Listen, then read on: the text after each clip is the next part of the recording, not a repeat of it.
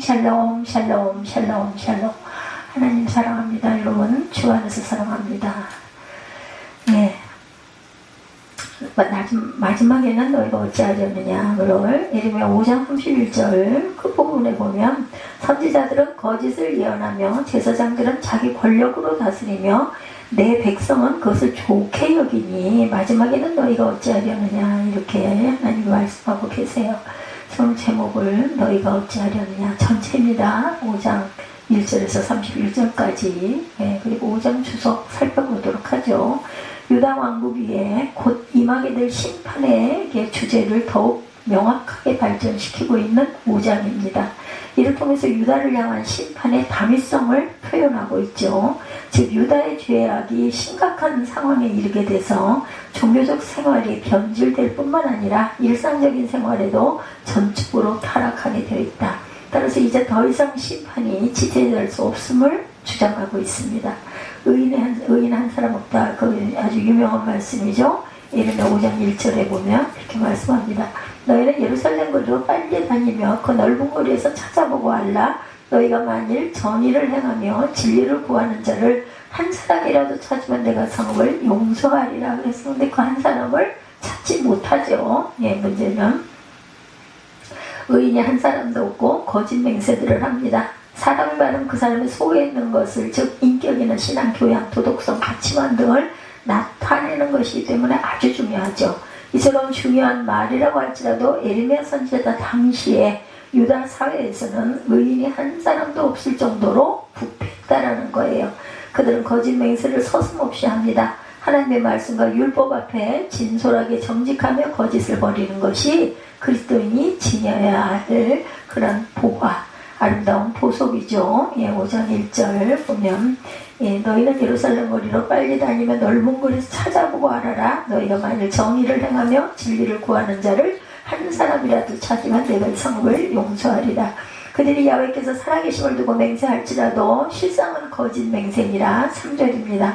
야훼여 주의 눈이 진리를 찾지 아니하시나이까. 주께서 그들을 치셨을지라도 그들이 아픈 줄을 알지 못하며 그들을 멸하셨을지라도 그들이 징계를 받지 아니하고 그들의 얼굴을 바위보다 굳게 하여 돌아오기를 싫어하므로 내가 말하기를 이 무리는 비천하고 어리석은 것뿐이라. 야훼의 길 자기 하나님의 법을 알지 못하니 내가 지도자들에게 가서 그들에게 말하리라. 그들은 야훼의 길 자기 하나님의 법을 안다 하였더니 그들도 일찍 멍에를 꺾고 결박을 끊은지라. 이렇게 5절까지 내용이 이렇게 나와 있어요.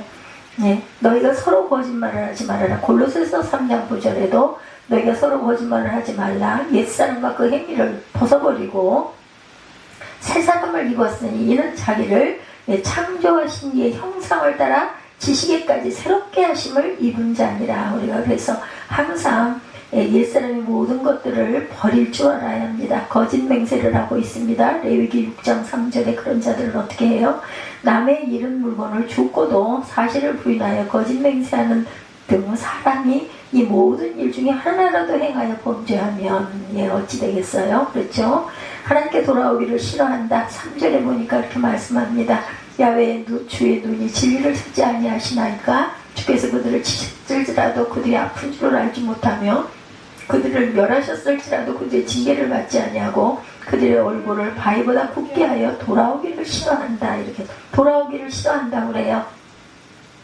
돌아오기가 싫어요. 하나님의 명령에 대해 온갖 이유를 다 동원해서 거부하는 것이 악인들의 특징이라는 거. 핑계가 이렇게 많죠. 물론 거기에는 그럴듯한 명분과 상당한 이유가 내세워지기도 하지만 하나님의 명령보다 더 절대적인 명분과 이유는 있을 수가 없습니다. 하나님의 백성과 악한 백성의 차이점은 죄를 범하느냐 그렇지 않느냐 있지 않고 지은 죄를 회개하느냐 그렇지 않느냐니까. 우리가 잘못하고 죄를 늘 짓죠. 그렇기 때문에 얼른 회개, 누구 핑계대지 말고 얼른 회개해야 합니다. 인간은 누구나 죄에 빠질 수 있기 때문에 하나님의 백성은 결국 회개하게 되지만 악인들은 회개할 줄 모르고 계속 전가하죠. 핑계대서 하나님의 법도를 싫어합니다. 레위기 16장 15절에 말씀하고 있어요. 내 규례를 멸시하며 마음에 내 법도를 싫어하여 내 모든 계명을 준행하지 아니하며 내 언약을 배반할진대. 그런 자들은 혼이 나야 되겠죠. 치우치기를 또한 싫어합니다. 사무엘하 2장 23절이에요. 예, 그가 물러가기를 거절하며 아브넬이 창 뒤끝으로 그의 어디를 찌르니 창이 그의 등을 꿰뚫고 등을 찔렀더니 나간지라. 곧 그곳에 엎드러져 죽음에 아사엘이 엎드러져 죽은 곳에 이르는 자마다 머물러 섰더라. 이렇게 얘기하고 있어. 창으로 찔러서 창끝이 등 뒤로 빠져나올 정도로 찔렀다는 거죠. 죽었겠죠. 하나님의 법을 알지 못해요. 이스라엘 백성들은 비천하고 우둔해서 야훼의 길, 자기 하나님의 법을 알지 못했다. 하나님의 말씀은 등이고 빛이죠. 그것을 놓지 못하면 어둠의 세력에 들어가게 됩니다. 시편 기자는 청년이 무엇으로 그 행실을 깨끗게 하리니까 주의 말씀을 따라 삼가할 것이다. 이렇게 말합니다. 시편 119편 9절이죠. 청년이 무엇으로 그 행실을 깨끗하게 하리니까 주의 말씀만 지킬 따름입니다. 주께서는 말씀을 영이요 생명이라고 말씀합니다. 요한복음 6장 63절에 뭐라고요?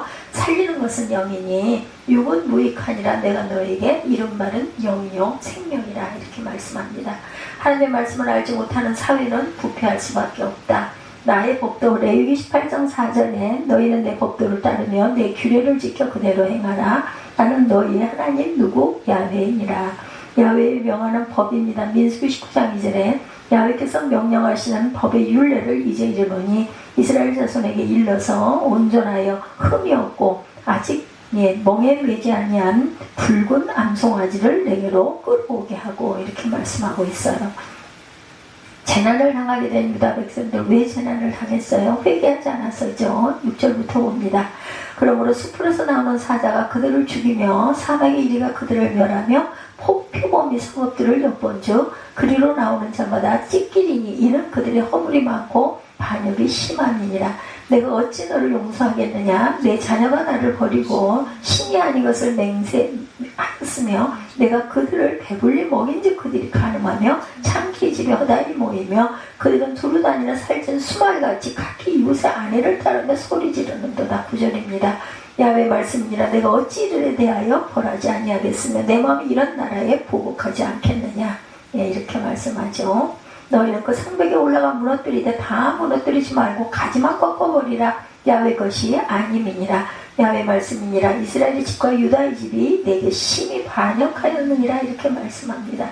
나오는 자마다 찢긴다고 말씀하죠. 범죄한 자들을 징계하는 것에 대한 묘사를 숲에서 나오는 사자가 그들을 죽이며 사막의 이리가 그들을 멸하며 표범이 성읍을 엿본즉 그리로 나오는 자마다 찢긴다. 이렇게 말씀하죠.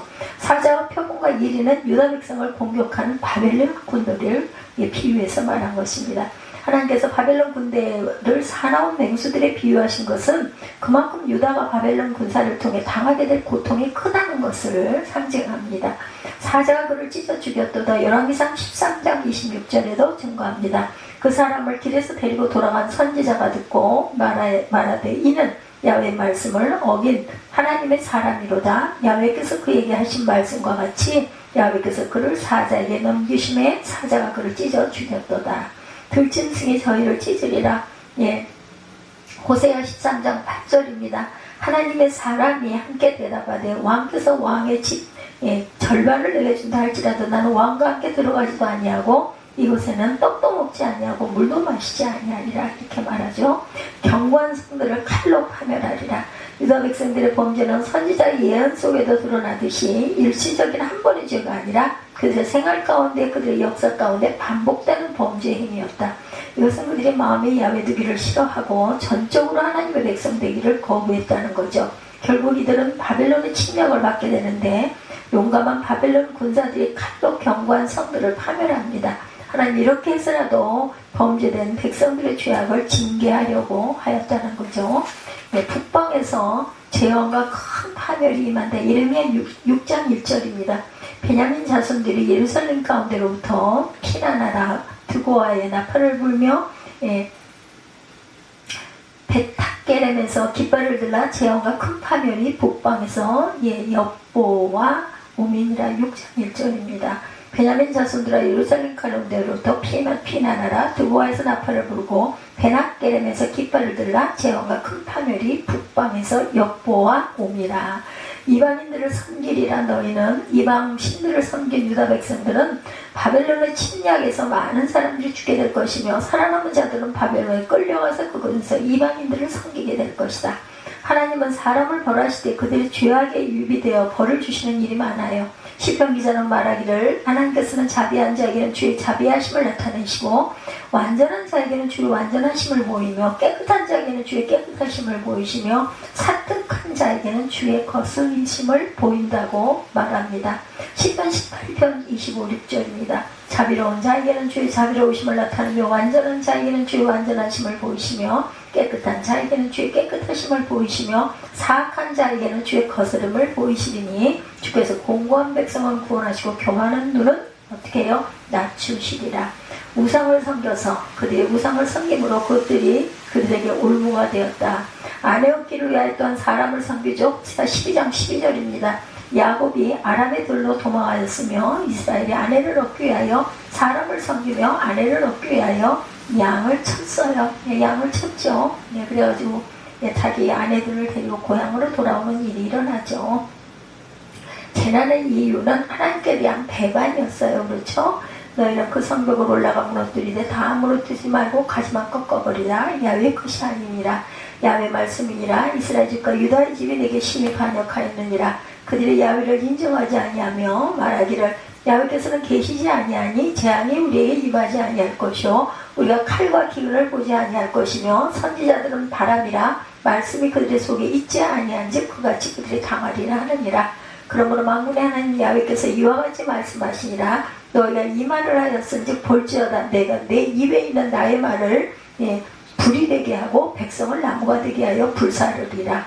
야훼의 말씀이니라. 이스라엘 집에 보라 내가 한 나라를 먼 곳에서 너에게 오게 하리니 곧 강하고 오랜 민족이라. 그 나라 말을 내가 알지 못하며 그 말을 내가 깨달지 못하느니라. 그 화살통은 열린 무덤이요 그 사람들은 다 용사라. 그들이 내 자녀들이 먹을 추수 곡물과 양식을 먹으며 내 양떼와 소떼를 먹으며 내 포도나무와 무화과나무 열매를 먹으며 내가 믿는 견고한 성들을 칼로 파멸하리라. 야훼 말씀이니라. 그때도 내가 너를 진멸하지는 아니하리라.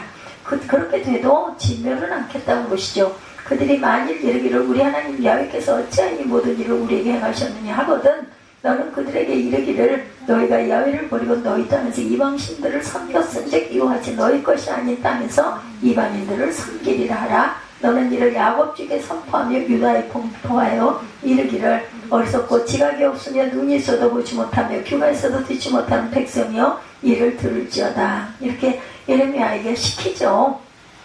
너희 것이 아닌 땅에서 이방인을 섬길 것이다. 결국은 볼모로 잡혀가죠. 이런 내용입니다. 재난의 이유죠. 하나님께 대한 배반으로 인해서 재난을 당한 거예요. 앞에서 유다 심판의 불가피성과 재난당한 모습을 언급한 선지자는 이제 재난을 받게 되는 구체적인 이유를 설명하고 있습니다. 그것은 그들이 하나님을 경외하지 않고 오히려 배반하여 그 약속의 말씀을 거부한 것이다. 유다 백성들은 하나님의 교훈받기를 싫어했기 때문에 하나님에게서 멀어져 간 것이죠. 스가랴 4장 3장 2절입니다. 그가 명령을 듣지 아니하며 교훈을 받지 아니하며 야훼를 의뢰하지 아니하며 자기 하나님에게 기꺼이 나가지 아니하였도다. 그랬기 때문에 하나님께서 멀어진 그것으로 인하여 이러한 힘든 벌을 받게 되죠. 신구약 성경의 온갖 저주 바로 불순종하는 자들을 향한 것이다. 그 어떤 재물을 하나님께 바쳐도 불순종으로 말미암은 저주를 피할 수는 없습니다.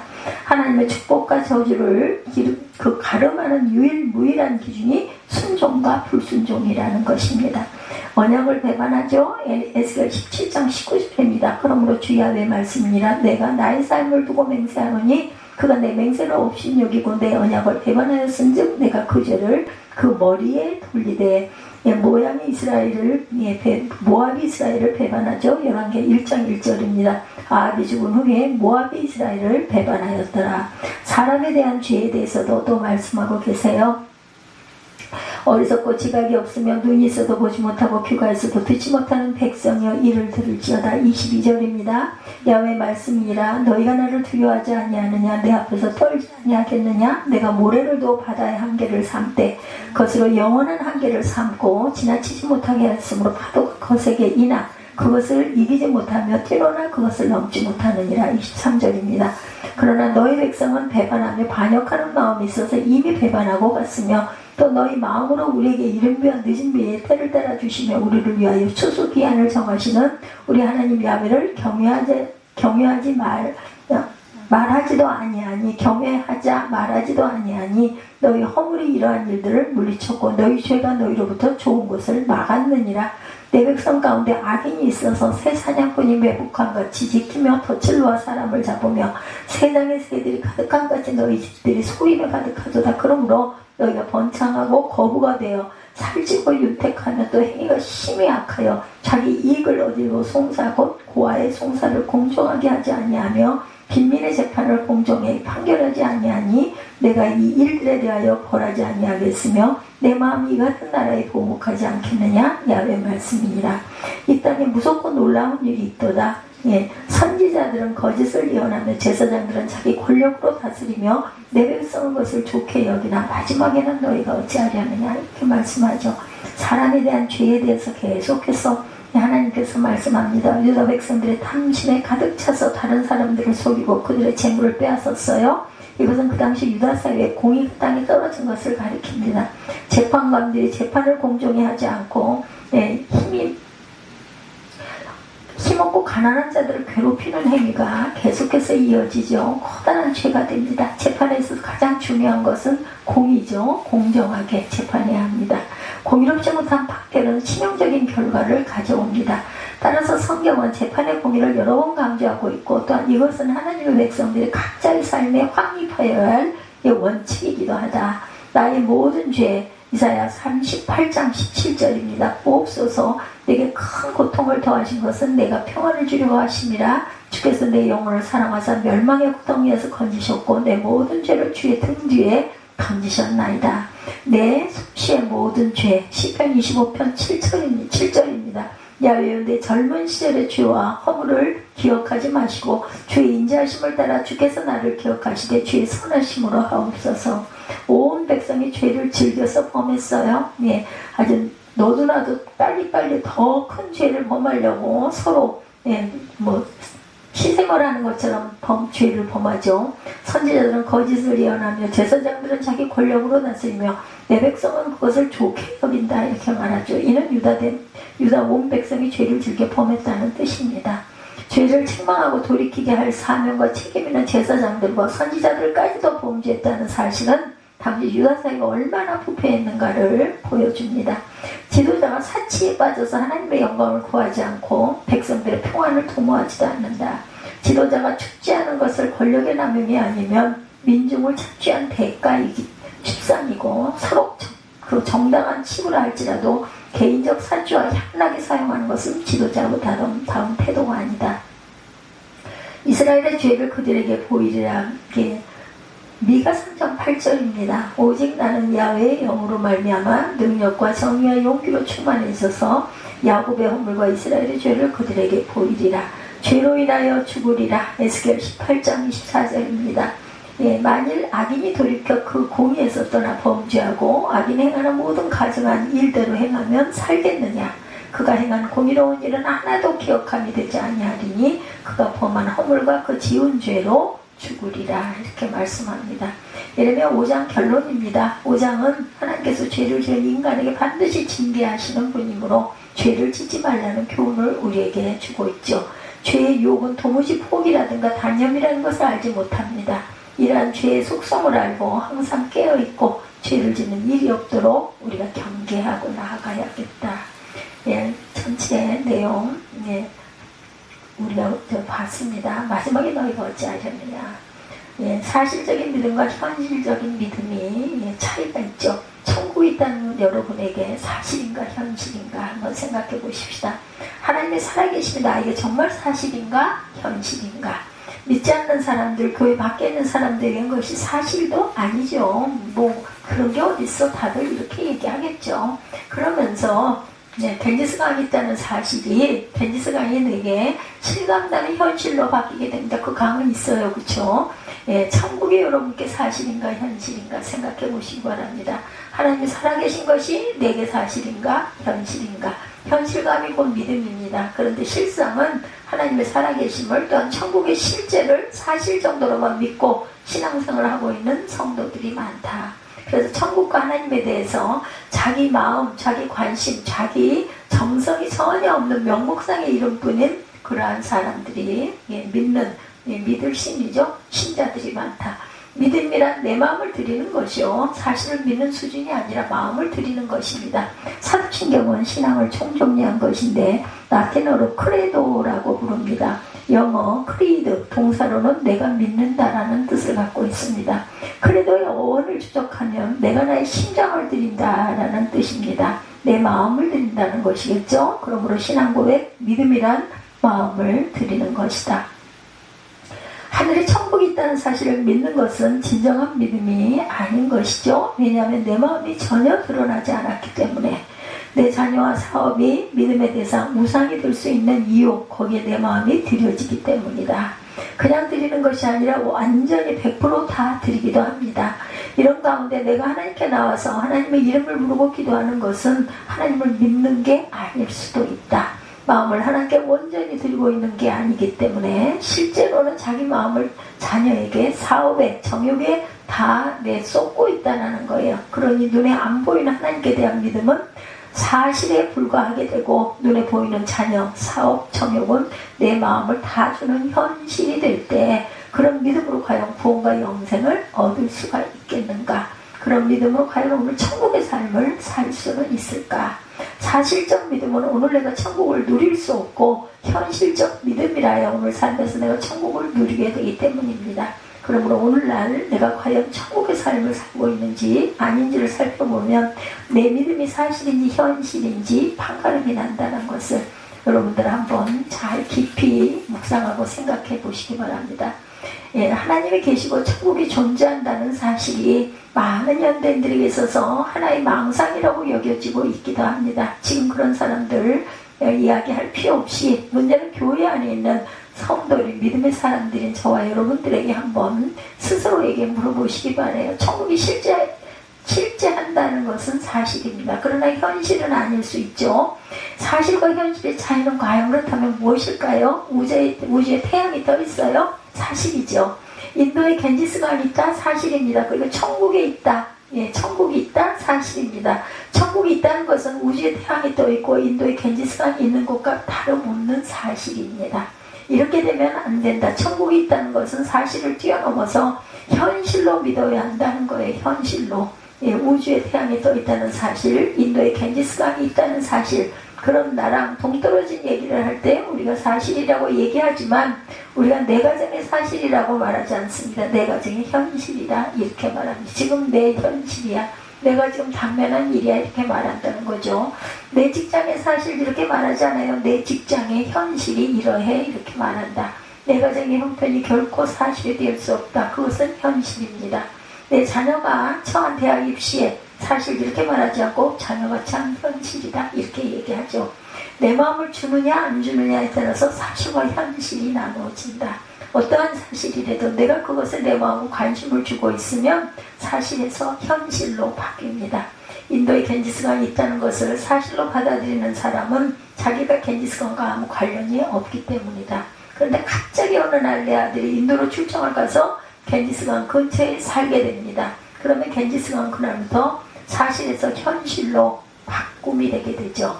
왜냐하면 내 아들이 거기에 있기 때문에 겐지스강은 더 이상 사실의 차원이 아닌 현실적으로 나와 관계가 있습니다. 이전엔 겐지스강이 뉴스에 나오면 그냥 그런가 보다 했던 것이 이제부터는 인도 소식, 겐지스강이 TV나 신문에 나오면 유심히 보게 된다는 거죠. 그것은 내 마음에 관심이 온통 쏟아져 있기 때문에 현실이 되어서 우리가 바라보게 된다.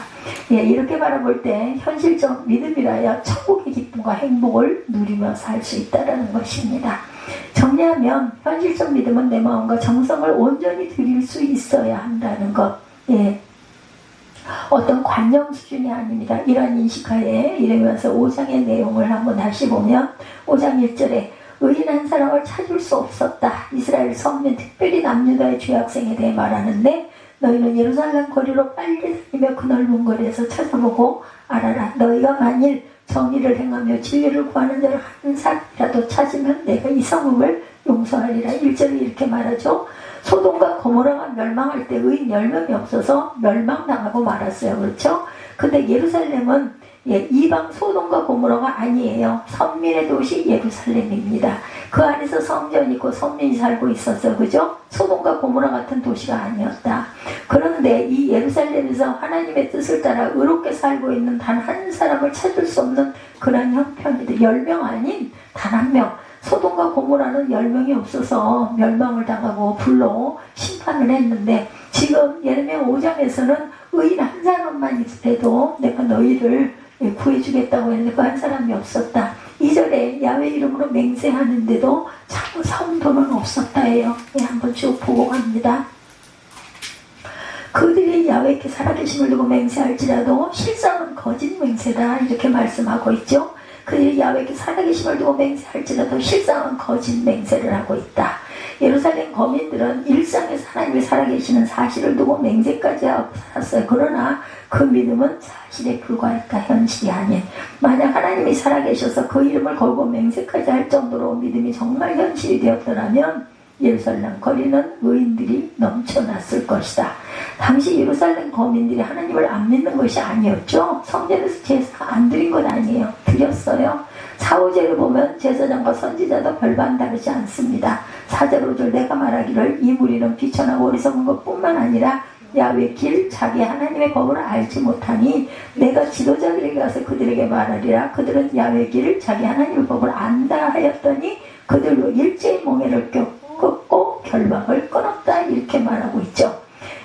법을 안다 하더니 일제히 몽에를 꺾고 결박을 끊은지라. 그리고 이러한 상황은 무리는 물론이요 제사장 선지자들도 모두 다 똑같아, 마찬가지였다.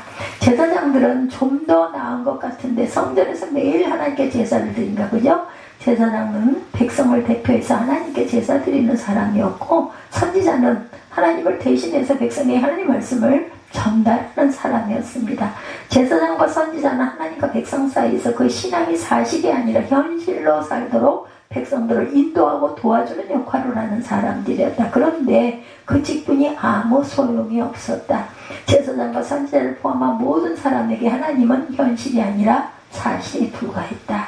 예를 들어 바닷가에서 천막을 치고 있는데 해양 경찰이 와서 조금 후에 쓰나미가 몰려오니까 천막을 벗고 피하라고 말합니다. 근데 그건 현실이에요. 그죠? 그 말을 듣고 피하지 않을 사람은 없습니다. 다 그대로 얼른 도망가겠죠. 근데 율법을 지키지 않으면 망합니다. 그게 현실로 받아들이지 않기 때문에 백성들은 그 말씀을 무시한다라는 거죠. 그런 일이 제사장, 선지자, 백성들 너도 할 것 없이 모두 다 그랬다는 것입니다. 모두 다 하나님을 현실로 느끼는 사람이 없었다. 그냥 말이야, 말. 성경에 나와 있는 글이야, 이렇게 생각을 했다는 거죠. 불신자를 말하는 것이 아니라 이스라엘 선민 안에서 그랬다는 것. 오늘날 우리의 모습은 어떨까? 6절에 뭐라고 말씀해요? 그러므로 숲에서 나오는 사자가 그들을 죽이며 사막의 이리가 그들을 멸하며 표범이 성읍들을 엿본즉 그리로 나오는 자마다 찢기니 이는 그들의 허물이 많고 반역이 심하다, 이렇게 얘기하죠. 표범이 성읍을 엿본즉 그리로 나오는 자마다 찢길 것이다. 그들의 허물이 많고 반역이 심하니이다. 그래서 예레미야서에 끊임없이 이런 허울뿐인 신앙, 껍데기뿐인 믿음의 죄악에 대해서 지긋지긋할 정도로 심하게 지적을 합니다. 그러나 이런 죄악의 모습을 알 때라야 주님의 십자가를 진정으로 복음이 된다는 것을 알게 될 건데, 날마다 에레미야서를 읽어가면서 우리가 이 말씀을 묵상할 때 내 죄악, 미처 깨달지 못했던 모습을 깨달아 나아가야 할 것이다. 어떻게 하면 천국은 사실이 아닌 현실로 여러분들 살 수 있겠습니까?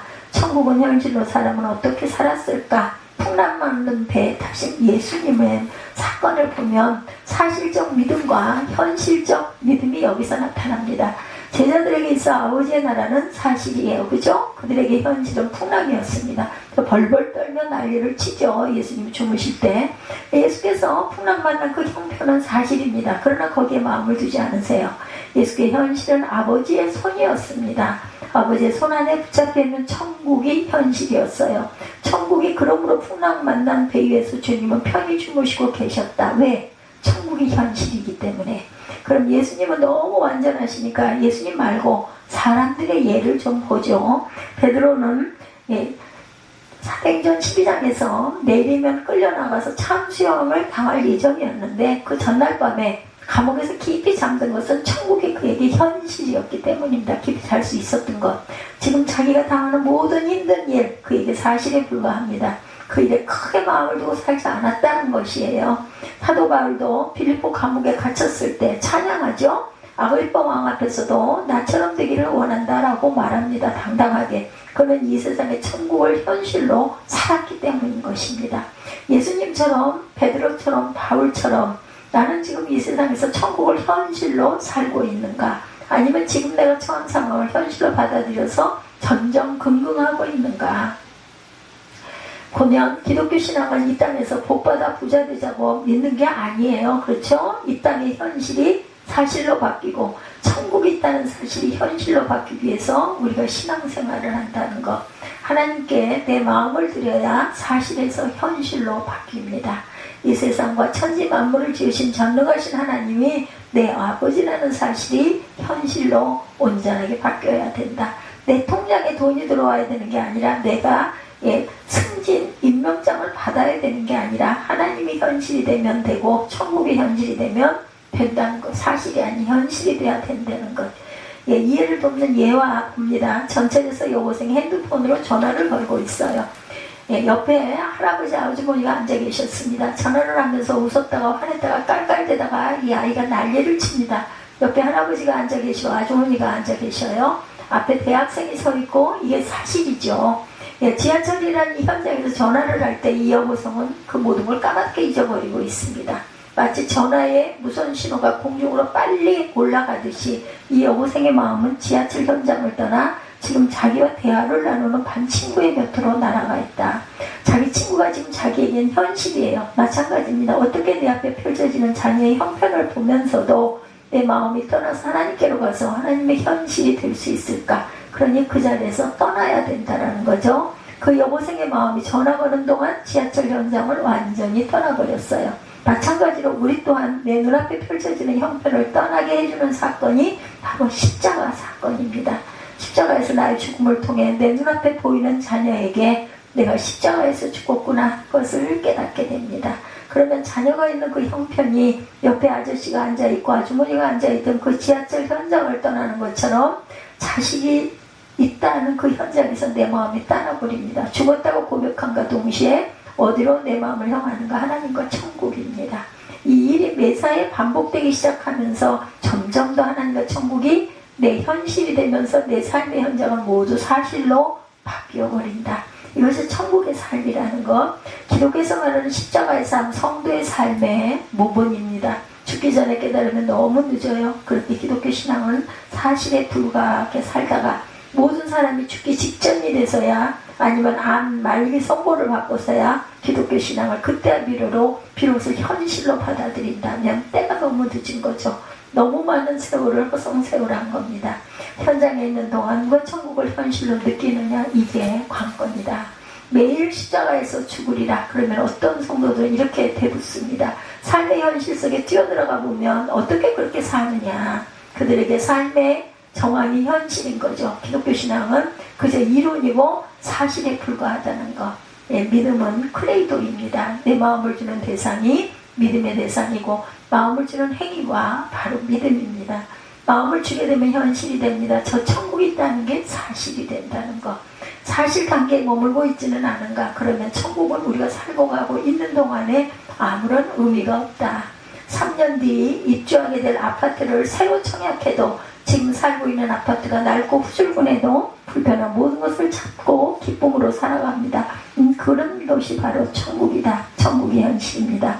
그러면 천국이 현실인 사람에게 있어 이 땅에서 그 사람을 괴롭게 하고 슬프게 하고 불행하게 할 수 있는 이 땅의 사건이 무엇이겠는가? 아무 상관이 없다는 것이죠. 사실이면 망하고 현실이면 구원을 받는다라는 것. 사실이면 지옥을 살고 현실이면 천국을 산다는 것을 깊이 묵상하고 잊지 않는 저와 여러분들이 되시기를 주님의 이름으로 축복합니다.